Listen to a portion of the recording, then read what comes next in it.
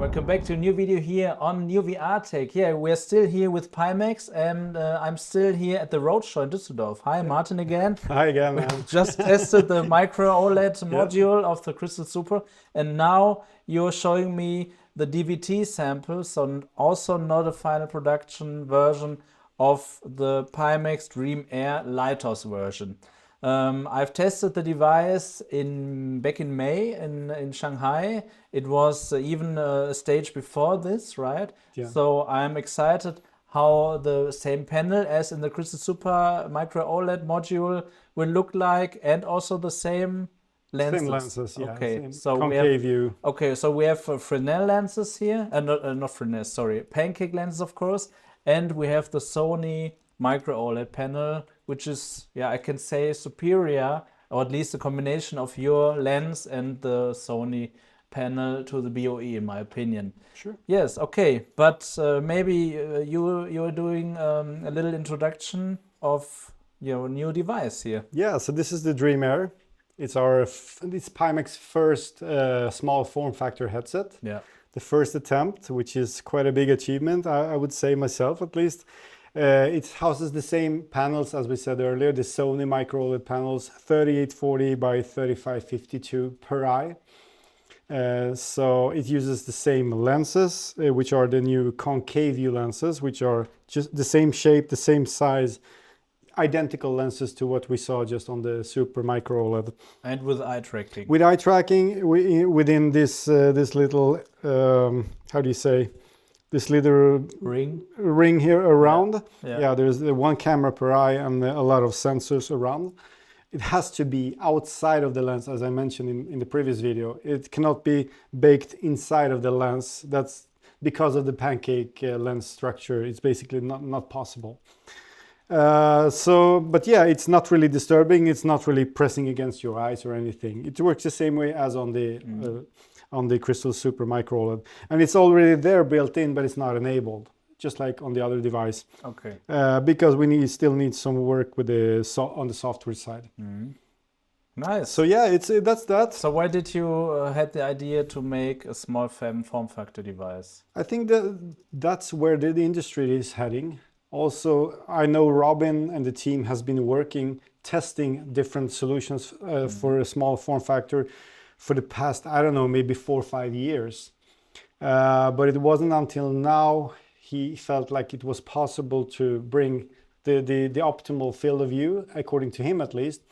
Also a better overlap, and also the lenses was a big factor, because the lenses has been the biggest problem with those small form factor headsets, with a lot of glare, God rays, bad edge distortion. That's why it wasn't really as interesting for Robin or the entire Pimax as a company to jump on the small form factor bandwagon, so to say, like already 2-3 years ago when Big Screen launched and other companies. So like the requirement for small form factor is Micro-OLED, right? Yes. Okay, so when we are looking on the Crystal Super Micro-OLED module, it's just something you want to give the users if they have a Crystal Super already.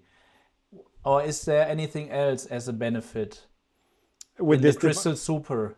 Yeah, with the Crystal Super, since the arrangement of the optical stack, the whole optical stack is like one element, including the lens, and then some space in between, and then of course the eye tracking stuff, but also the panel. It's all fixed together in a certain angle. So it's still arranged a little bit differently on the Super Micro-OLED, since that headset is bigger, it has more space inside, so to achieve what? Wider field of view, especially. Okay. So it's not that much really, especially now with the current profiles. We're talking about around 4 or 5 degrees only, but there's more headroom for improvement on the field of view on the Crystal Super than we have on the Dream Air, which will probably settle around 112, maybe 115 one day. Currently it's maximum 112, which we have here right now, horizontally. Okay.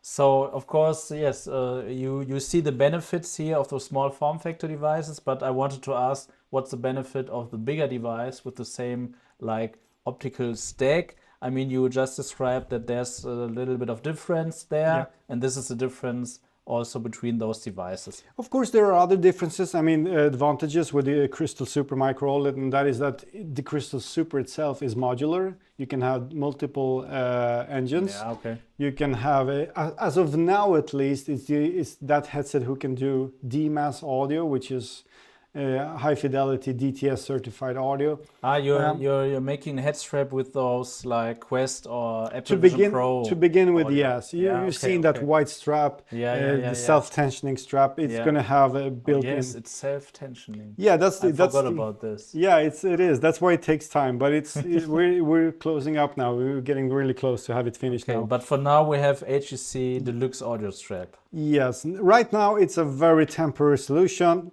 Really not the best one, but at least it works to just put it on your head and keep it stable. It's better than a soft strap. Yeah, okay, good. I mean, at least you can show the hardware and don't care about like the comfort then, I would say. So yes, this is what we have to think about it. This is not very early, but not like the final stage here. This is the DVT sample in December, which is like not far away from the final production. Yeah, it's basically going to be like a pre-production sample hereafter, and still, according to the team, they're saying December we start to ship these with the Lighthouse version of the Dream Air, which means it's only supporting the Steam VR Lighthouse or base station tracking. So there's no inside-out tracking, no cameras built in. Okay, so that version, the SLAM version, will come later, like within a couple of months later. I like that you have like changed this here, like that you have changed the strategy to go to Lighthouse first. I mean, I know why you are doing this. It's like, of course, in my opinion, more easy to do a Lighthouse faceplate, in my opinion. It is easier for Pimax too. Of course, that's why we have other companies using that tracking system, because it's a really an existing tracking system. You don't have to calibrate it much. You just put the sensors, calibrate the positions, and then it's done. And of course, about the competition. Like we have big screen, we have MeganeX with those small form factor devices, and of course, when you have now the inside-out tracking, maybe for some it's a benefit, but I won't think that as an enthusiast this is a big issue at all. But of course, I know there will be some people who prefers the inside-out tracking. Actually, I prefer good inside-out tracking, but I don't prefer the SLAM inside-out tracking from the Crystal Super, actually 50 ppd. I did liked it in the Crystal Light. We have already talked in the video before about this, but yeah, okay, that's fine. I just want to explain you something. When I'm looking here at my wrist on my watch, I have a little review guide written by myself. I always use this, but here in a live test environment, I don't want to forget something. So when I am watching here, I can observe the video feed and I can see here some notes. So yes, we have talked about that it will come out the first batch in December, like for Christmas. That's good to hear. Let's hope that you will stay on that. So this is the Lighthouse version. Okay, we have talked about like the optics. What else is on the device? Like what buttons? So we have a power button there. Button, yeah. We also have volume buttons down here. Yeah, okay. Yeah. Maybe it will be possible go a little bit closer. Yeah, absolutely. Yeah. Great. Okay. So that's how it looks. Nice. Like this. And as you can tell, the headset itself without the cowling, which we're not able to remove right now. For this road show, we decided to have it fixated to the headset. Just the bottom. Yeah. And yeah, it's all attached to a DAS, Vive Deluxe audio strap, the old one, which works somehow, but it's far from optimal, of course. Yeah. It's a little bit flimsy right now. I already see the screw getting off here a little bit, but it's a temporary solution. Okay. So anyway, you're not hiding that it's temporary. No, really. And also the face cowling, this whole face foam will be improved, because we've already got a lot of feedback that it's not soft enough. It's not comfortable enough for So around your face. Okay, so normally this would have been the final one. Yeah, this is not the final one, definitely not. Normally, like you said that because of the feedback you will change it, or did you? No, actually, I mean it wouldn't be the final, as you can tell. You can clearly see it's not even looking like a final product. Yeah. It's basically like a mock-up for what it's supposed to be like. But then we got feedback that the area around here is a little bit too thin. Yeah. So that's something I know we're working on. We have suppliers for this, so we're just thickening that a little bit to make it more comfortable. So it's not like pushing too much against your head or your face. And if a wider material is used, a little bit softer also, it's going to feel more comfortable automatically. Yeah, So, cool. so yeah. Okay. And then also the nose flap is like here on this prototype, so to say, like DVT sample, you have like a fabric basically, which is not the rubber type of nose flaps you have on the crystal. But isn't it Crystal better? Super.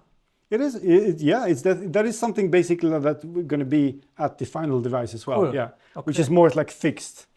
Okay. And also still adjustable, still soft, so it's expandable. So if you have a bigger nose, there's still some adjustment being made for that. Yeah. I mean, I have a big nose on my. Yeah. Maybe not you, but a lot of people here today also have bigger noses than the average, and they have been pointing out. I have a big nose. Okay, let's go forward. So yes, this is the device. So what about the housing? Is this final? Well, it's still a DVT sample. There will be some changes made here, as you saw. But the design is final, right? Yeah, the design is basically final. Actually, on the device I saw back in Shanghai not long ago, there is a little bit different angle on the whole edge here. It looks more. It looks better. And you can probably check the videos we have from that session. Wasn't it supposed to be a white headset? Yes, it's going to be white here. Not in the front, right? But only here at the edges. Yeah, okay. Although we've got so much feedback from people recently, especially after MRTV's videos, also mine videos on YouTube, and I mean on Pimax YouTube channel, that they would prefer a totally black device. And this is something we're considering now, of course. Okay. It will not be available at launch for sure. I know the idea of being like of creating an air device, which is of course light. Yeah. Light is white. Like I get your idea. Yeah. But of course I get the idea. White many times feel as a premium product. It's true. Yeah. That's why many companies tend to go for that. But then a lot of enthusiasts specifically going for this device, they tend to just go black only. Yeah, I know this. Yeah. Okay, fine. Okay, so we have like the volume rocker, the power button. We have like the built-in audio. Microphone is built in, no other input, like no additional USB-C or something.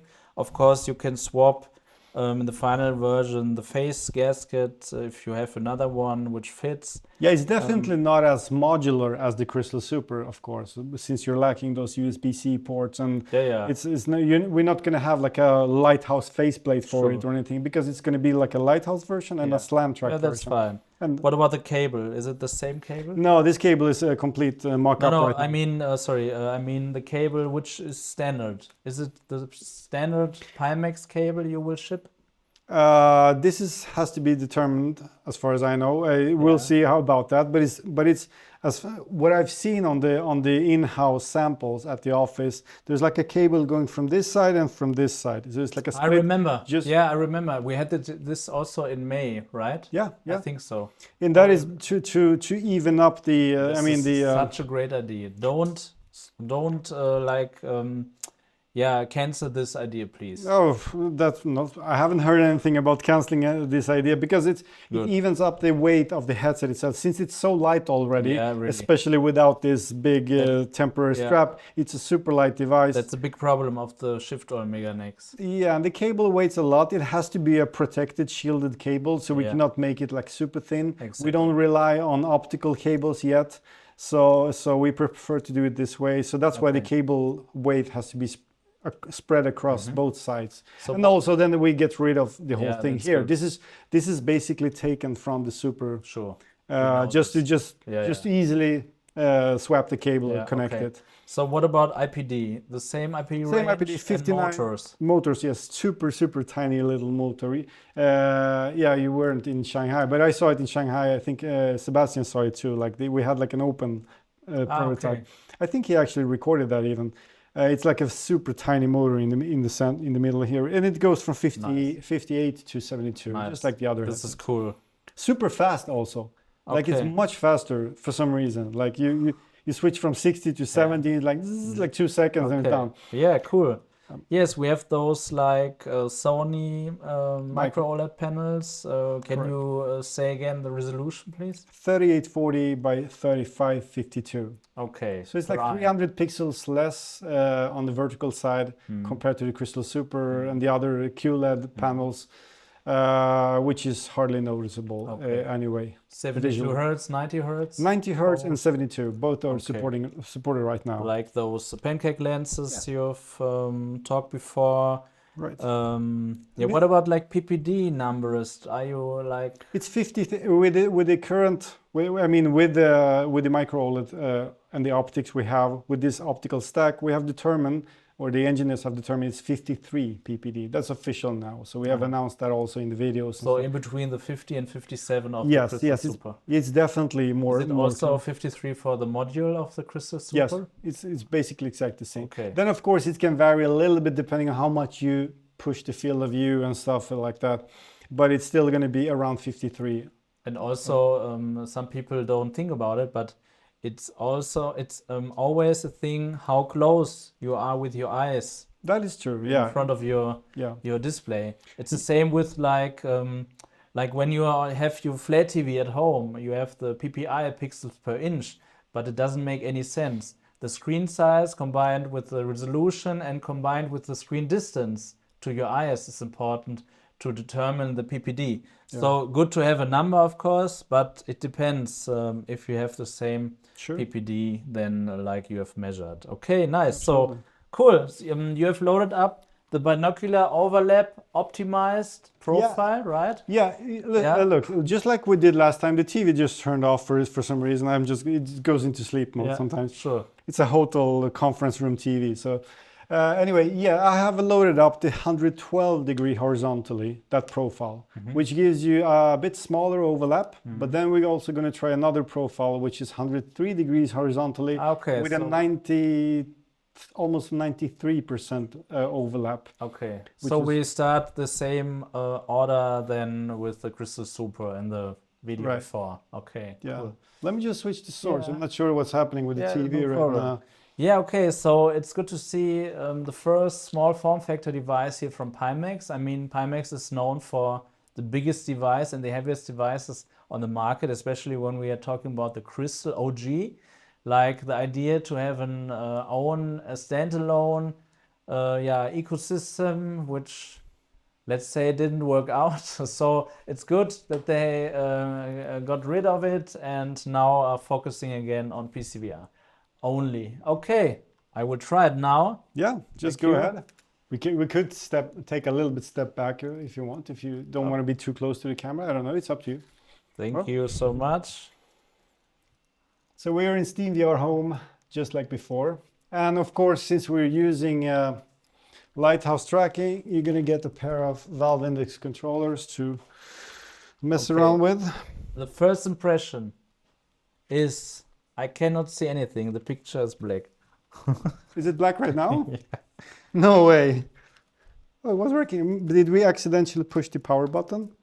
I guess. Or is the tracking? Wait, No, it was not tracking. Let me just hold it. Isn't it? If it's tracking, isn't it like gray? Of course, it's been working all day. No, it's totally black when it's out when it's not tracked. It's probably because the TV turned off. It's probably because of that. Could be. So we're gonna try to just restart this thing and see if that helps. It's probably like that. It happened once before today. The TV shut down. It's fine. Yeah, that happens. It's a live show, right? It's like we're not gonna hide anything here. No. We never do. Yeah, but we've been running since 12 a.m. today or 12 p.m. today. Yeah. And we've had like 25 people or something testing it. So nice that you're doing those road shows here to like we're back. get people to the devices here to test it out. Yeah, we wanted to show people, like being honest with people, showing them the progress. Of course, this is progress which was met already a month ago when I was at the Shanghai office. This is basically the same samples. Yeah. So there's not much new here. But of course, Sebastian MRTV was the only person testing this so far. Now you're the second person, like public person with a YouTube channel, which is doing this. Okay. So next try. Okay, now I see something. Hopefully better now when you have a VR image. Yes, it's better. When the TV turns off, then it all freaks out. But yeah. Oh yes. So yeah, the comfort is completely garbage, but we have spoken about it already. Yeah, it's a temporary solution. Yeah, let's not focus on that. Yeah, I'm in here in. Oh, I have to hold it. No, I can probably just. Oh no! There we go. No, is that good? Is that okay? Yeah, it's not okay, but now it fits. Now it fits. Yeah. Yeah, now I'm here in Simia Home, just as in the Crystal Super Micro-OLED module before. And yes, it's also a great picture. Actually, I mean, I didn't do here an A/B comparison directly, but in my opinion, the picture is a little bit darker. Could that be? Yes. And I actually hinted you about this in the last video we made about Crystal Super Micro-OLED. Then for some reason, didn't listen to you. I'm sorry, but I have observed it now.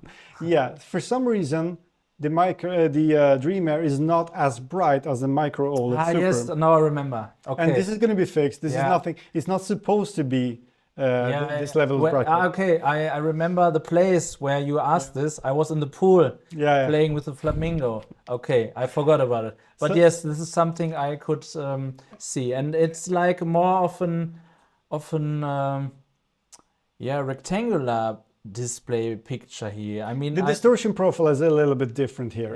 Yeah. So about the brightness, the last thing, back in Shanghai last month, which is basically a month ago, we didn't have this problem with the brightness difference between Super and the Dream Air. So something has just changed. Sorry, you're on the tracking. So something has just changed in terms of firmware software updates, which will be fixed. So there's nothing to worry about. Yeah, so please watch the video about the Crystal Super also. I just did with Martin together. But I will say the same thing. Like except for the brightness.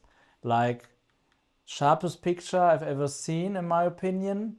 Like a nice sweet spot, nice just great picture, but I think like you have, it's not the glare, it's like, you see this too, right? This black, what is it? It's not, this is some kind of firmware issue we've got ever since yesterday. This is something I wanted to wait and see if you actually noticed this, because nobody has mentioned this today. Nobody. But yesterday night we were fighting this together with the engineers at the headquarters, which were sitting over time trying to solve this until like 2 a.m. Chinese time. This is an issue which just popped up with the latest firmware, and we have not been able to downgrade the firmware now to check why it's happening. This wasn't an issue a month ago when we were with Sebastian MRTV at the office, but now it seems it's kind of like it's somehow reflecting in some angles. You can see some vertical lines happening, which are like basically. But it's not the lens. It's like. Yeah, it's the panels. It's a panel. It's the panel. It's something within the firmware. Yeah. Either it's the timings or something has been messed around with. It will be fixed, so it's nothing really to worry. But we were like really concerned last night once we started to see it after a firmware update, and then we're still fighting to revert that. Yeah. Okay. So I would say, like, take it for what it is right now, but that problem is definitely just temporary, like basically hopefully fixed for tomorrow already. Okay, so yes, it's not a final device. Yeah. Okay, fine. Yeah. I mean, I can totally judge this because the panel and firmware with the Crystal Super was perfect in this regard. Yeah, so, it does. yeah, you will fix this. I'm confident. I can just explain it since we're talking about it a little bit. It's not like constant band, like constant lines or something on it. No. But when you're moving a very bright object on the screen, then you can see like a banding, like a light banding following it. Yeah. And that is something which is panel related in the firmware. It's just a timing issue. They have been messing around a lot with the firmwares, also the internal Pimax Play versions. So they messed up something, but it's temporary. It happened yesterday, and we still haven't reverted it back. Okay. Yeah. So yeah, crazy. but it's we never. Sebastian would have seen this like 100% right away if he saw it, and I would see it, and that was the first time I saw it yesterday. Okay. Okay. Let's skip this. This is fine. Good to know. So I can feel a little bit of airflow in my eye box. So is it supposed to like cool the eye box a little bit, the fan? Thanks to the construction, there is a slight airflow from the active cooling. It's not much, but it's enough to just actually keep the airflow up. I like this. It's good. And I forgot to mention it. I wear contacts, so if this would be an issue now with too much airflow, I would say this because with contacts, maybe out there, some of you also wear contacts. Wind blowing in the eye is not so good. So this is totally good to have not fogged up lenses, right? Absolutely. You're on the right. Okay. Yeah, I had to my right controller doesn't work anymore. I have restarted it, but it's okay. I don't need it.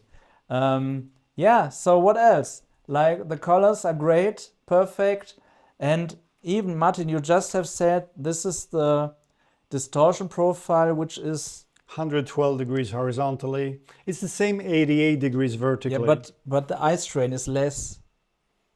I think this is also because your eyes are a little bit closer now to the lenses with the Dream Air. This is also what we're trying to achieve with the Super Micro. I know what you mean, but no, I was so close to the lens. Really, it was not. I mean, let me. No, it's different. It's also not perfect, but it's less eye strain. So it's not only the binocular overlap. Interesting. Yeah. I mean, a lot of people say it's a very similar experience between these two. But I mean, the distortion profile is different. And some people have mentioned that the distortion profile feels more right on the Dream Air right now. Yeah. And it could be the case. Yeah. Okay, but so now I'm really excited to test out the other profile when it's even better then. Yeah, absolutely. But anyway, let's focus on this one again. So yes, resolution, perfect. Glare also very good in a positive way. I mean, I have to see what this other issue is now compared to the original glare, which I can observe. But you could jump into a Kayak VR and try again a dark I will do or something. I will do. You can start it from there on the left side. Where is it? On the black. Go to look to the left side. There we go. There in the middle. You can just start from the recent apps. Oh, sorry, I'm probably distracted. This is the downside of Lighthouse-Tracking. But if I'm standing in the way. There is it. If I'm standing in the way, then it's not tracking the controllers. So there's a problem here. The ray is going to be away, but it's not. Maybe you can just go into the menu and just browse it up. Yeah. There we go. There it is. Okay. Yeah, on the road shows, like events like this, I rather much prefer just slam tracking. Yeah, I know. Because it's so much easier. It's, no matter how much people you have around, it still just works. Yeah.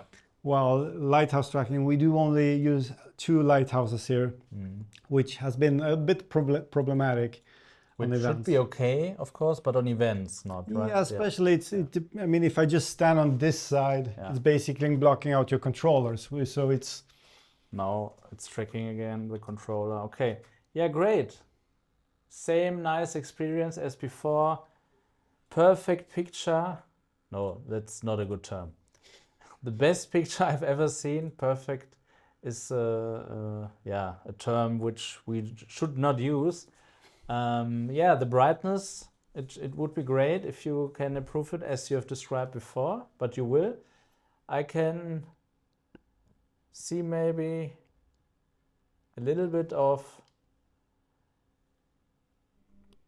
just a little bit of chromatic aberration here when I look at the white text. But to be honest, I haven't looked at the text this much before on the Crystal Super, but not an issue at all. So everything is fine in this regard. I cannot observe like the red tint on the inner edge of the lens, but I can see that it will be darker on the inner edge. We have also this distortion where the image shrinks on the outer edge of the display or the lens.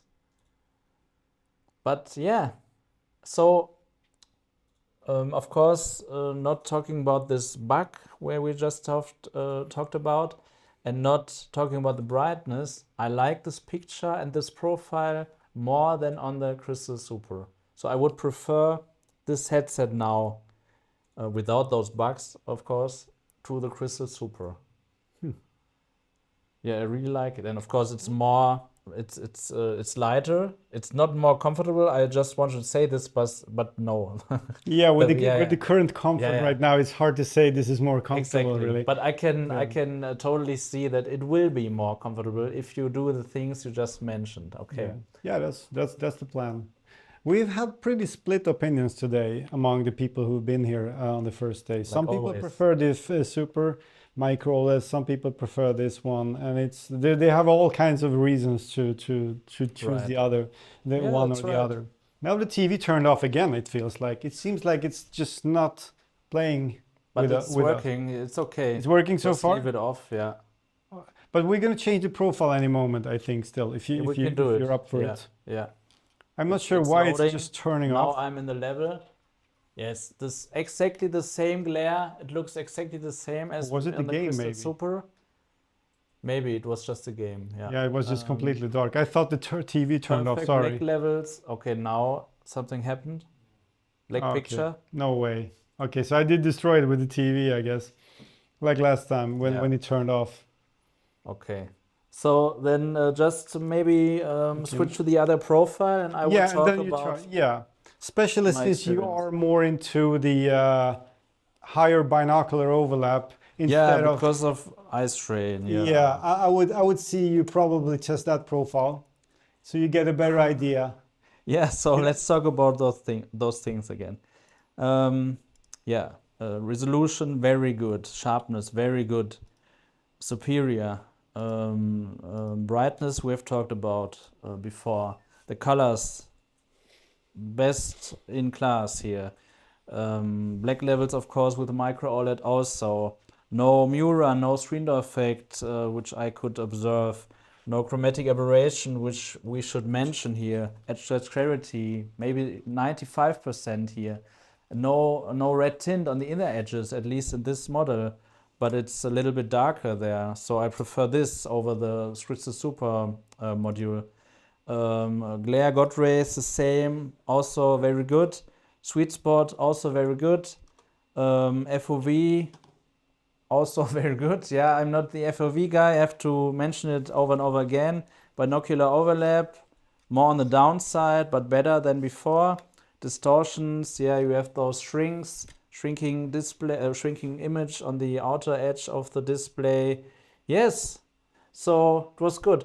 I felt a little bit, but I don't know how many FPS I had. When I moved my head, that I had a little bit of...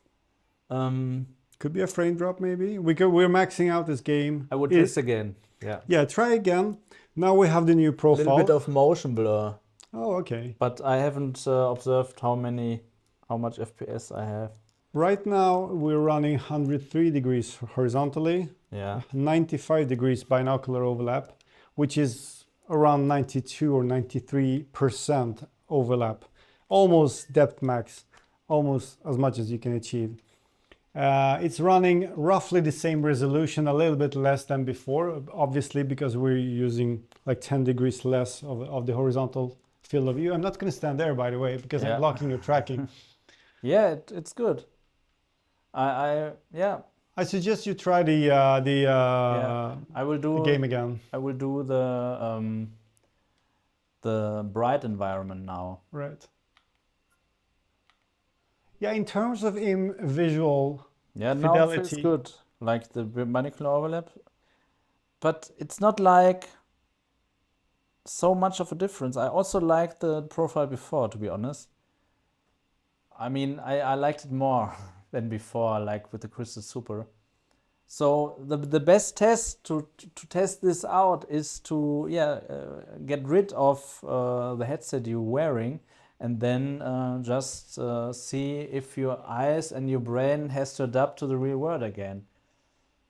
Yes, nice. Okay, I will just put this off. in terms of overlap, as I said, you won't get much better overlap than this, since we are almost touching 95%. But it's not always the overlap. There are other factors for the eye strain. Of course. So maybe the distortion profiles, the lens profiles, make something better in this regard of the eye strain. Sure. Not only BO. Yeah. Did we actually change the IPD? Let me just double check that for you, so we're not running some extreme. Oh yes, we forgot about this. Okay, we're running 72 IPD. Really? Yep. So maybe I like the Crystal Super more with 72. Let's see what it says. Now it's 65. Oh no, it's how fast it was. Yeah. It was fast. For me, it's the same. It feels the same. So nice sweet spot.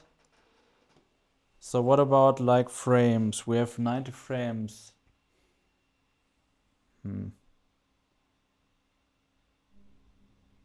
Yeah, I see a little bit of motion blur. I don't know if it's like the, what is it called again? Persistence, like combined with the brightness. Maybe you can do something about this. I haven't like seen this in the Super, but yeah, I have to, if I want to comment on that, I have to double check. I can see motion blur. You will see it also. I will give you the headset. I mean, 90 FPS, no frame drops, so the image should... Let me just verify that it's actually 90. Obviously it should be, but it's 90. Yeah, so the brightness feels like, we have talked about it, yes, but the brightness feels like big screen beyond. Like, could be brighter, but it's okay. So it will be bright. It will be as bright as the Super. It was as bright before something changed along the way the past month, which isn't intentional. But the picture itself, it's so great. It feels like I'm here in the ocean, on the ocean. Yeah, so wow. In the last video I said, also eye strain. Yeah. In the last video I said, get rid of every other device, like with the Crystal Super Micro-OLED module, but get rid of the Crystal itself. Like, not get rid, but don't focus anymore like in other modules or something. This is the future, and not only the future, it's the present. I don't agree completely. I still see potential in the, especially in the 57 PPD version, which I really like. I haven't tested this. In terms of clarity, is actually even more sharper and more clarity than this module. But yeah, and when it comes to like overall like average, like for the gamer, for the enthusiast, I think this is like an all-in-one solution with the Micro-OLED. Like, it feels like the past with this big. I mean, I really like the new weight, so it doesn't feel feel as much of the past. Yeah, like the Crystal OG. This is like whoa. But this is it's my opinion, of course. I really love this, but it's I won't say don't have both.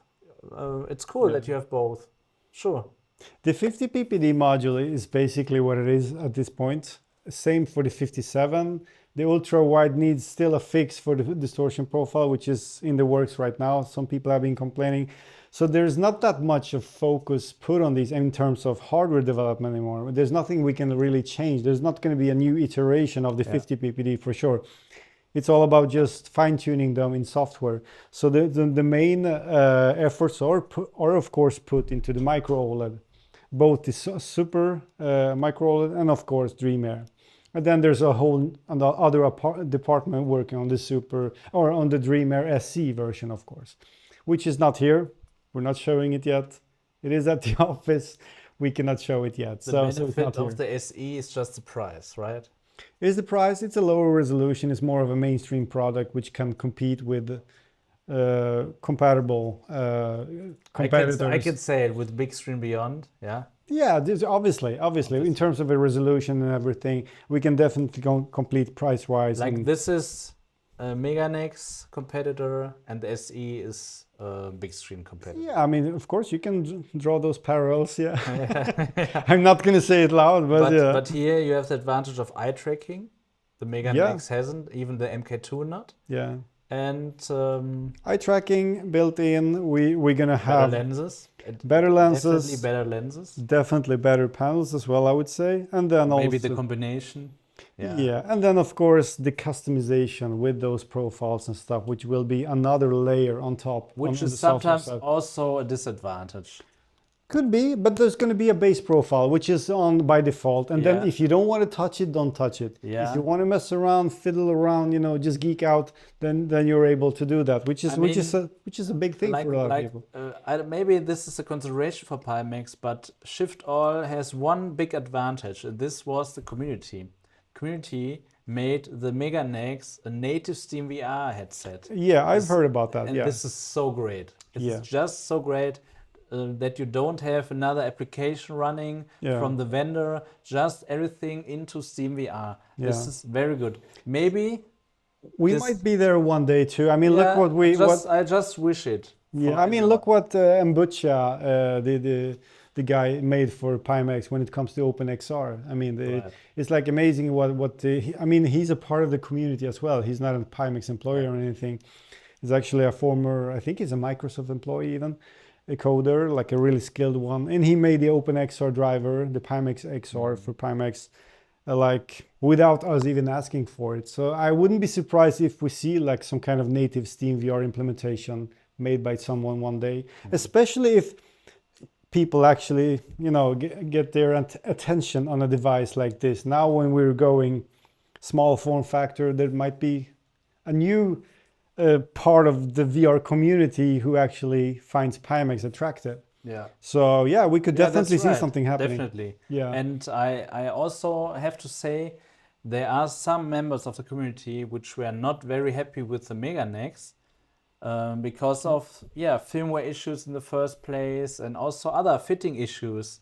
And they like life is like they won't give them another chance. They say, "Okay, I've tried it once. I won't try it. I won't try it again." This is of course not good, but this is how life is.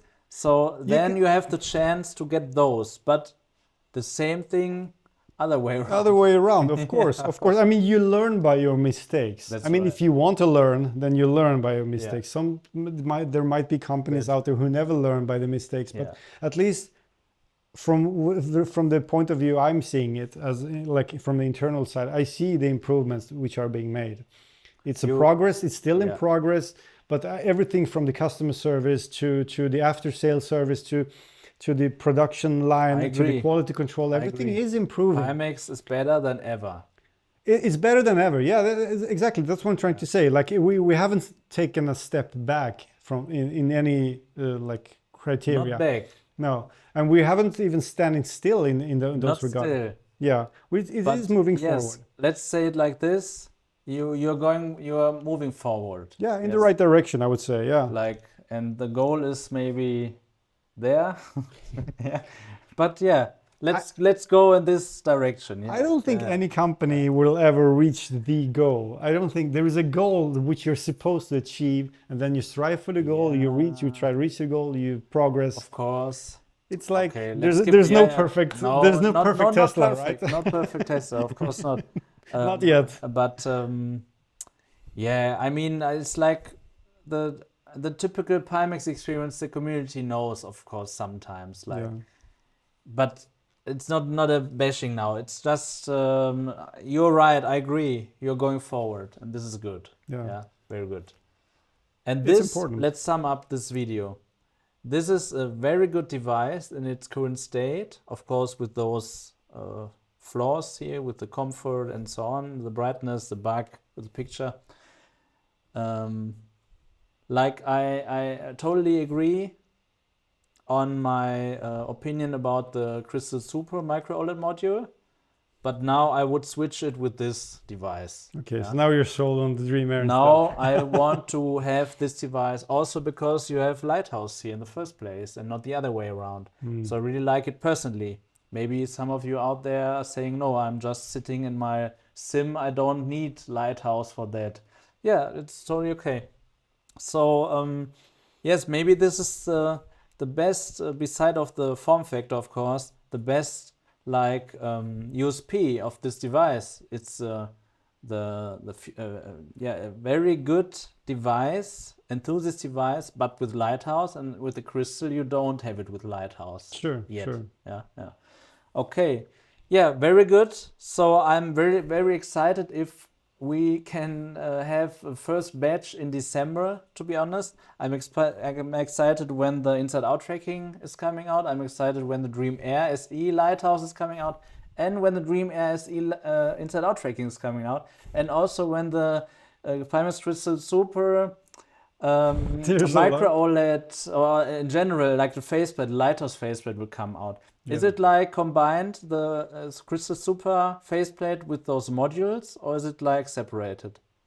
No, it's separated. It's on the outside. Yeah. But it's once not you have one, it's not like Lighthouse module, you can use it with all your engines. Okay. Yeah, absolutely. Good. Because the tracking part is actually outside. It's on the shell of I know this, but sometimes there are other things who have to match, and maybe one module is then not compatible. I don't know. No, but that's on the software level, and that's getting sorted out already by our team. Good. So it's you're not supposed to buy a Lighthouse module for every single engine you got. Okay.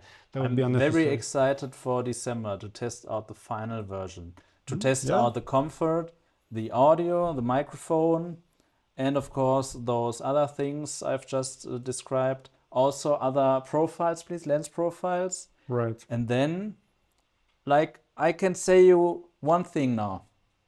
You are on the road to maybe the best VR device in the market, in my opinion. That's our goal, I guess. like the best in terms of performance, like enthusiasm.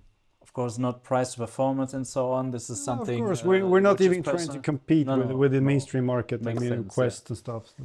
Great. So thank you very much. Yeah, thank Martin, you. again. Thank you, Marco. Very nice roadshow. Yeah. Like maybe the best roadshow you ever did with the most exciting products. Okay, the last, like the MRT Hardware Showcase was good because it was like the final Super, right? Yeah.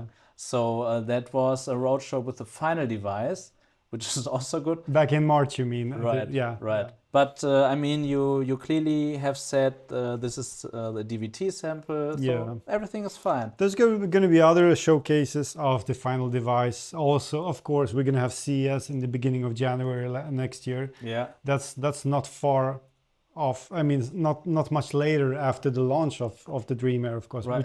which is supposedly. I mean, according to the team, it's still aimed for December, the first batch.